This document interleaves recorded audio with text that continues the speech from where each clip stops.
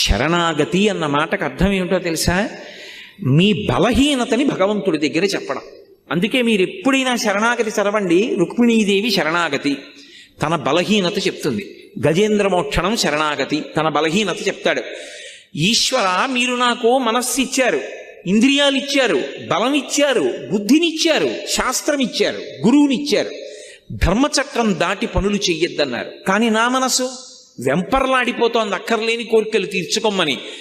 ఈశ్వర, నన్ను నేను నిగ్రహించుకోలేకపోతున్నాను, నా మనసును నేను వశం చేసుకోలేకపోతున్నాను, నేను దానికి లొంగిపోతున్నాను, తప్పులు చేస్తున్నాను, మీరే నన్ను ధర్మంలో నిలబడేటట్టు చెయ్యండి, ఇక నన్ను నేను నిగ్రహించుకోలేకపోతున్నాను అని ఉన్న మాట ఉన్నట్టు ఈశ్వరుడి దగ్గర చెప్పాలి. అంతేకాని ఆయన దగ్గరికి వెళ్ళి మహానటుడిలా పరమ ఉత్తముళ్ళ నిలబడకూడదు. తప్పు చేస్తే ఈశ్వరా నిన్న తప్పు జరిగింది, ఈ తప్పు చేశాను, వేరొకసారి నా